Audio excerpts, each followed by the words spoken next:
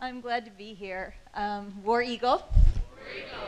I think one of the interesting things about me being here, it's a direct result of a former professor at Auburn who believed that I had something to bring. It's really touching. that he saw in me the ability to do more than I was doing. And it was through his belief that made me think that I could do more. And today what I'm going to do is tell you the story of how that came about. And I think John Forney is the former faculty who really helped me to see that the work that I needed to do was right in front of me and I just couldn't see it. And I appreciate that he was able to see a spark in me that has now become my life. So what I want to show you, if I've got my slides right, I want to tell you first about the work that we've been doing. We actually have 7, I was counting today how many small businesses we're doing with youth in the community to start community development working again. And we're not expecting big companies to come into the Black Belt and help families. We're expecting that help to come from within. And the way that we see that happening is from the youth in the community starting their own spark of what they're passionate about. And so one of the things we've started to do is kind of ask kids, what do you got a lot of? We want to use what we have to make something more. So if kids in the community are picking 400 or 500 pounds of pecans in the community, maybe we can build a business around it. And maybe there are things we could do together to make that business grow. And what's happened, am I too loud? Sorry, guys. So what we've done together is try and build some businesses that can make change. And one of them is a small pecans business that local kids come together. It's actually now run from a girl who graduated from our youth program. She got her GED. She's in college. This program provides a scholarship for local youth to be able to go to school, further their education, and do more. So she's running the program, teaching other youth how to do this. And what she's now done is created 27 wholesale accounts. She's selling sugared pecans, pecan brittle, pecan butters, and she's building a small business that's inspiring other youth around her to do more. So I wanted to show you a little bit about that business. We're running a thrift store. We got a state licensed daycare. Now we're a licensed daycare. We run a construction business. We have been trying to build things out of what we have. And one of the things we have a lot of is bamboo. So we started bugging people that build bamboo bikes to teach us how. We have a lot of people that would like to be out doing more exercise. And we don't know how to build bikes. We don't ride a bike. But now we're building bikes out of bamboo that we cut a block from our shop. We heat treat. We're now the sole supplier of bamboo to studios out in Toronto, in San Francisco, in Camden, Maine, they're not buying in from Guatemala anymore. We have that resource in our community and we can provide it. So we're also a fulfillment center for kits, bamboo kits. If you want to build your own bike, it's going to come from us. And then you can also fly in, build your own bike, led by youth in the community who've learned how to build bikes, not out of electrical tape. I know it looks like electrical tape. It's out of carbon fiber and West System epoxy.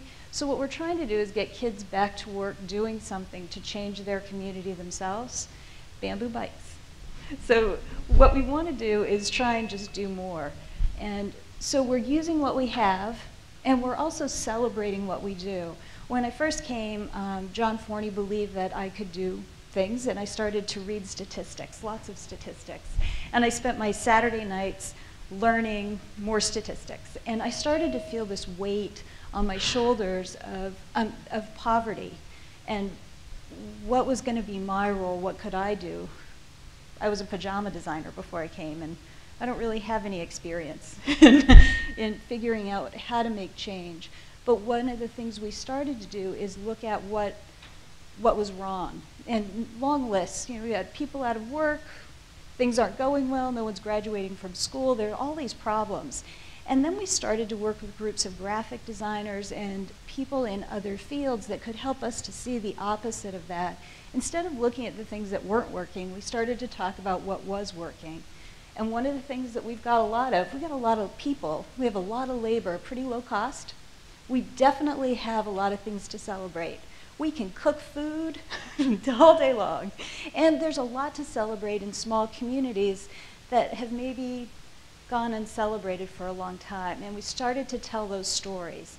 This is a picture of a pie shop that we built with some graphic designers, all built with volunteers and free and found materials. We found stainless steel stuff from abandoned schools. We started building. It's called Pie Lab.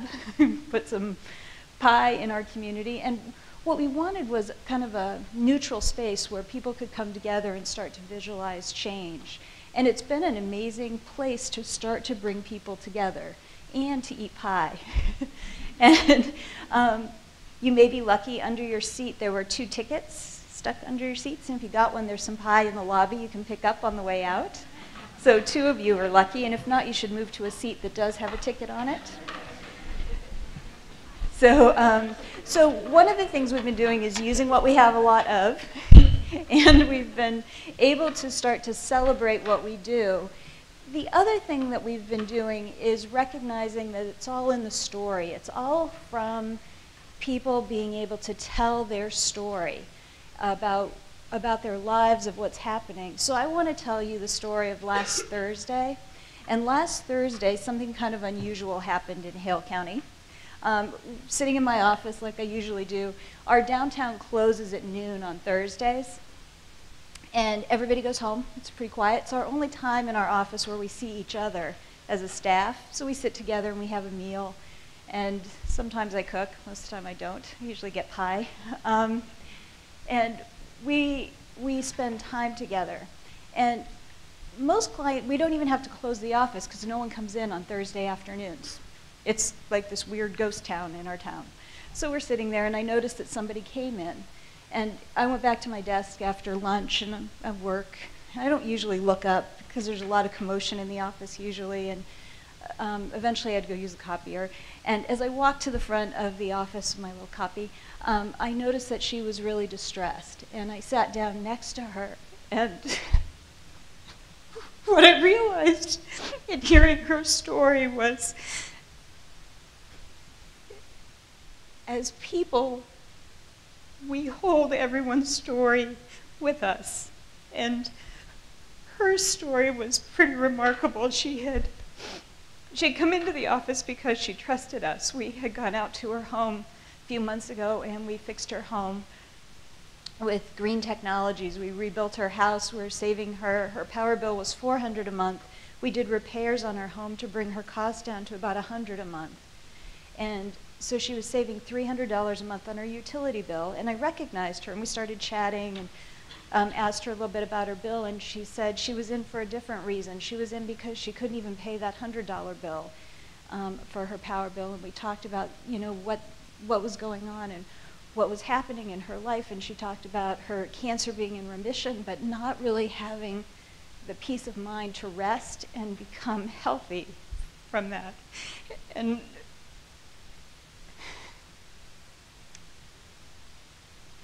And in talking with her, you know, she told me about her daughter who had been in an abusive relationship and had moved home but couldn't really get out of bed. And they had a toddler. Her daughter brought, you know, her child home, and the grandma just felt the weight of that. And as a community, we all have that in our lives, and usually there's this web of support for it. And, you know, as people in our community, we hold that web for each other. And she's a woman that worked in the school system for 20 years, giving to others. And she said, I've never been in a situation where I need help and I need to find ways to support my family because I can't do it unless we're together. And I think in sitting next to her, that's what makes a meaningful life for us. For each one of us, that we can be together as a community making that change happen, whether it's for a youth or for a mom who wants something better for her family. And she was just saying, my daughter needs a job. She needs to get out of bed and get moving. And we talked about the resources in our community. And we talked about there's subsidized childcare, and there's job training, and there's programs her daughter can use. And I was holding a job description I was going to go photocopy that she was well qualified for, and we couldn't find anyone to take that job. And it was really interesting to just see, just as a community, as we started to talk about what help there was. And she said, I want to give back. I don't want to sit at home and recover from my cancer alone. I want to be doing something too. And there's a program in Alabama that employs seniors to work at nonprofits to give back. And to see all of that kind of come together at one time, what we realized is that the professor at Auburn that believed in me saw something more that's now been created, that somehow we do together in a weird way, whether it's a bicycle or some candy or some pie, that we're now a really strong community of people that are making change in a micro way that everybody else can participate in. And I sat with her for a while, and we, kind of helped each other and talked a little bit about what she wanted for her community and what she wanted to give back, and figure out a way for her to do that. And that day we had 6 students from the University of Minnesota, and we had 10 students from the University of North Carolina with us. We had 22 students from Maryland Institute College of Art there working with us. And everybody was there to do their gift, to bring that gift to the community, whether it's rural studies or rural sociology, how it all somehow comes together in places where we can put it to work. And I would never have thought, as a pajama designer from San Francisco, that number one, I'd have something to offer in this community. And now this is my home. And my father's moved to Hale County from San Francisco, and or from Hawaii.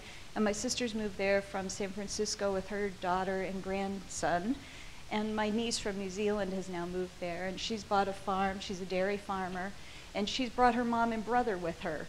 And one of the things that's happening little by little is that the celebration of life around us is getting bigger all the time. And there are many ways that we all come together to participate to do that.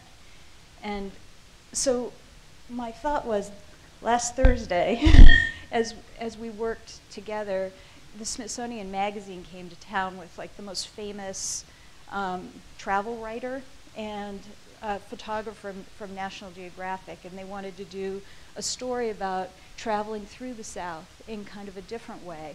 And it's so interesting to see that the places that time has forgotten are really the places that we see as our future, and the places that we come together to make that change. So that was the story of last Thursday in Hale County, and it's really inspired by what happens. I think of Auburn as the center of the universe. And it's really nice to see that happens because there's a belief that change can happen. So my tearful story's over. Thank you.